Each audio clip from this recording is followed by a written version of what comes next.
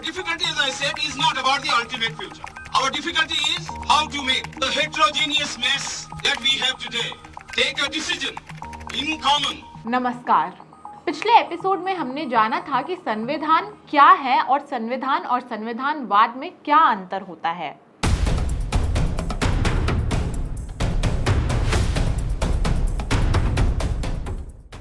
आज हम बात करेंगे भारत का संविधान बना कैसे।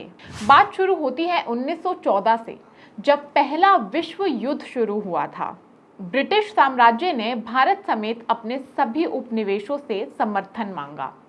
इसी समय कुछ ऐसे लोग भी थे जो ब्रिटिश नागरिक तो थे, लेकिन भारत की आज़ादी के पक्षधर थे। इनमें से एक नाम है एनी बेसेंट, जो आयरलैंड से है। वह 1893 में थियोसोफिकल सोसाइटी के काम से भारत आई और भारत से ऐसा जुड़ी कि यहाँ की राजनीति का हिस्सा बन गई। 1917 में जब उन्होंने भारत की स्वतंत्रता की मांग की तो ब्रिटिश सरकार ने उन्हें गिरफ्तार कर लिया। इस गिरफ्तारी का इतना असर हुआ कि मुस्लिम लीग और कांग्रेस दोनों साथ आ गए और इनकी रिहाई की मांग की। रिहा होने के बाद एनी बेसेंट कांग्रेस की अध्यक्ष बनी और महिलाओं के लिए विमेन्स इंडियन एसोसिएशन यानी WIA की स्थापना की। WIA ने महिलाओं की भूमिका को संविधान के विमर्श में लाने का कार्य किया। 1925 में एनी बेसेंट ने कॉमनवेल्थ ऑफ इंडिया बिल तैयार कराया।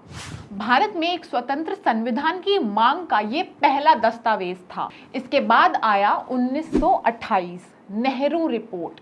इसमें पहली बार कहा गया कि भारत में सभी नागरिकों को समान अधिकार मिले, चाहे वो किसी भी जाति, धर्म या लिंग से हों। 1930 लाहौर कांग्रेस सेशन। 1930 में कांग्रेस ने पूर्ण स्वराज की घोषणा की। अब भारत केवल स्वराज की बात करेगा, ब्रिटिश राज को नहीं मानेगा। इसी के साथ शुरू हुआ सविनय अवज्ञा आंदोलन। गांधी जी के नेतृत्व में दांडी मार्च हुआ और फिर हुआ गांधी इरविन समझौता।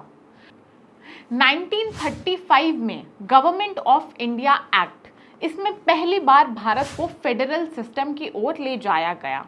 मतलब केंद्र और राज्यों के बीच अधिकारों का विभाजन किया गया। कुछ लोगों को वोट देने का अधिकार भी पहली बार मिला। लेकिन क्या भारतीय इस एक्ट से संतुष्ट थे? बिल्कुल नहीं। अब मांग थी हम अपना संविधान खुद बनाएंगे।